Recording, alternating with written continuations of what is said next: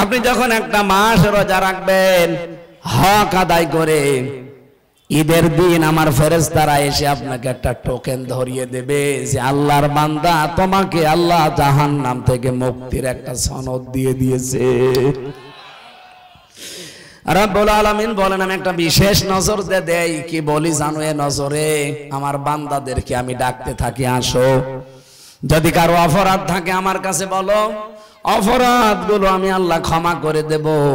কিন্তু যদি বান্দার কাছে কোনো অপরাধী থাকো, আমার কাছে মাফ চাওয়ার দরকার নেই, আগে ওই বান্দার কাছে স্বীকার করে আসো। এই 15.5 বছরে আল্লাহর কাছে অপরাধ যাই হয়েছে, আমি যতটুকু দেখলাম এই 15.5 বছরে সবচাইতে মানুষের বান্দার কাছে অপরাধ বেশি হয়েছে।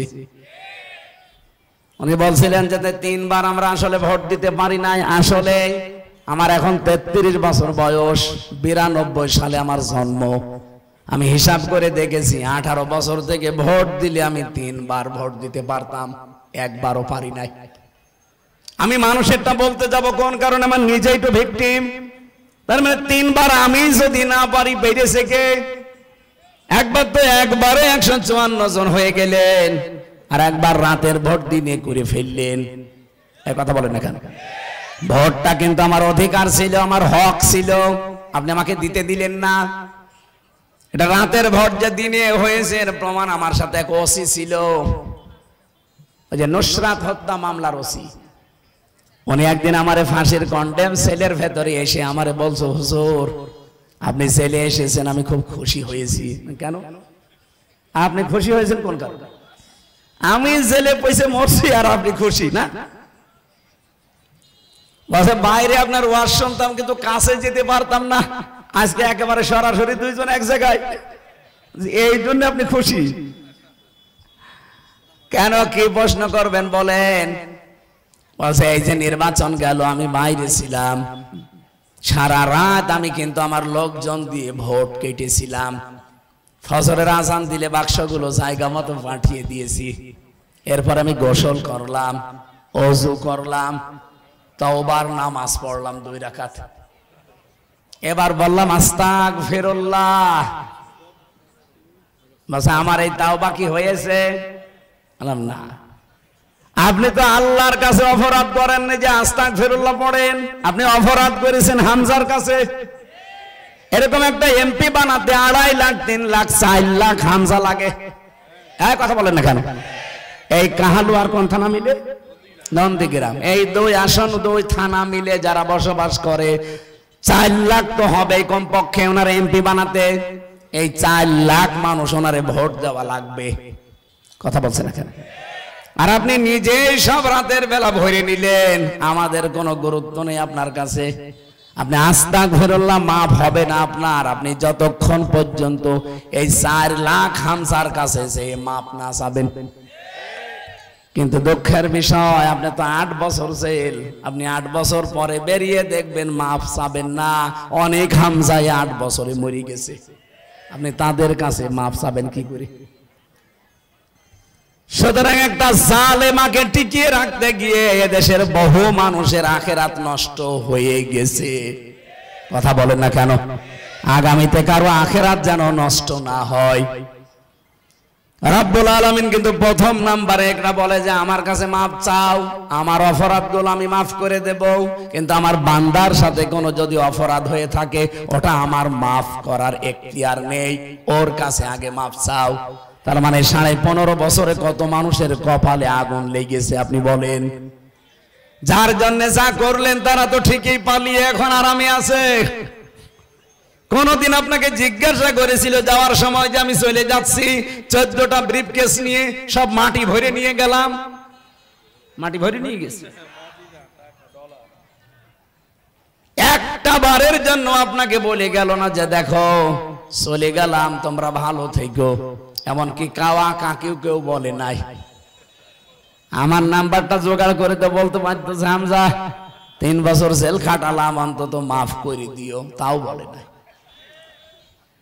চলে যে ঠেকে স্বামীর বাড়িতে খাচ্ছে। কে কথা বলছে না কেন? ষড়যন্ত্র কিন্তু উনি এখনো থামিয়ে দেয়নি, এখনো চালাচ্ছে। এমনকি এখন আরো বেশি। ডোনাল্ড ট্রাম্প আসার পরে ওরা চিন্তা ভাবনা করেছিল ট্রাম্পকে দিয়ে আরেকটা গুটি চালার।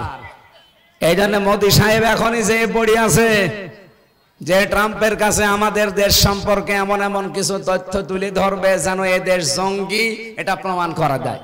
এই যে আমরা এক জায়গায় বসে কোরআন শুনছি, জমার দিন নামাজ পড়ে বের হই না?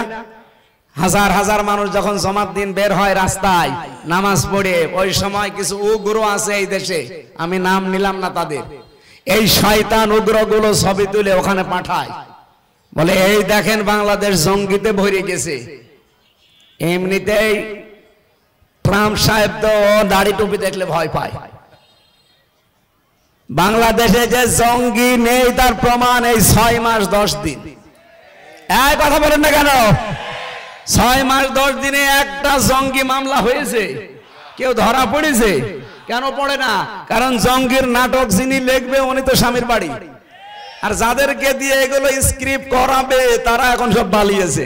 এই মনিরুল, আসাদুজ্জামান, কাউন্টার টেররিজমের এগুলো এরা করতো। আলেমদেরকে, ইসলামপন্থী মানুষদের ধরে নিয়েছে, ধরে নিয়ে এক জায়গায় আটক করে রাখতো 2 মাস 5 মাস 6 মাস পরে বের করে বলতো এই যে জঙ্গি ধরা পড়েছে। কিচ্ছু না, এগুলো সব বানানো। আমি রিমান্ডে নিজে ওদের গোপন কথা শুনেছি মাটির নিচে। ওরা নিজেরা বলা কওয়া করছিল যে এইভাবে আর কতদিন। এই দেখেন কোরআন আমার সামনে, আল্লাহর কসমে মাথায় নিয়ে বলছে, ওরা নিজেরা বলেছে, আমি মাটির নিচে বসে শুনেছি। ওরা তো আর জানে না, ওরা মনে করছে ওর সব কিছু তো বান্ধা, আর আমি যে ওখানে আছি ওরা ওই সময় জানেও না। ওখানে যে কয়টা অফিসার ছিল নিজেরা বলা কওয়া করছে যে এইভাবে আর কতদিন। কারণ আমার নামে মামলা দিয়েছে আনসারুল্লাহ বাংলা টিমের প্রধান, আমি সারা বাংলাদেশের, অথচ আমি কিছু জানি না। আমি ভেতরে যে একজনকে পেয়েছিলাম সে তার নাম আব্দুল মতিন। ওরা যে বলে জঙ্গি জঙ্গি, কিসের জঙ্গি? এই লোকটা আব্দুল মতিন হচ্ছে আল্লাহ দলের প্রধান। ওনার একদিন বললাম যে ভাই আপনি কয় বছর আছেন? বছর 17 বছর। কি আপনি কি? বলছে আমি আল্লাহ দলের প্রধান, আমি সভাপতি। তাই আপনি আল্লাহ দলের সভাপতি, আপনার সেক্রেটারি কে? বলছে আমার ছেলে। আমরা 2 বাপ বেটায় 17 বছর জেলে আছে, আপনার লোকজন বাইরে বসে, আর কেউ নেই। ওরা নিজেরাই সভাপতি, নিজেরাই সেক্রেটারি, এই সমস্ত নিজেরা নাটক করে বানিয়ে ওই 2 জনের জীবন নষ্ট করে। আর আমেরিকার কাছে দেখায়, দাদা বাবুদের কাছে দেখায়, দেখেন এই দেশে কেমন ভয়ঙ্কর জঙ্গি। তার চেহারা দেখলে আপনি নিজেও ভয় পাবেন। এত বড় বড় চুল, গোপ, দাড়ি, কারণ তাদেরকে 24 ঘন্টা তালা লাগিয়ে রাখে। সুতরাং এই দেশটাকে এখনো অস্থিতিশীল করার জন্য চেষ্টায় বসে আছে ডক্টর মোহাম্মদ ইউনূস। তো মাথা না, ওর একটা ম্যাগনেট। যেই দিন ট্রাম্প, মোদি গেছে ট্রাম্পের কাছে এই সমস্ত নালিশ করার জন্য বাংলাদেশ নিয়ে, ঠিক ওই দিন আন্তর্জাতিক মিডিয়া নিয়ে আয়না ঘর পরিদর্শনে গেছে, আর জাতিসংঘ ওই দিনই রিপোর্ট দিয়েছে। ওরা একেবারে বাড়া ভাতে লবণ দিয়ে দিয়েছে, নে খা।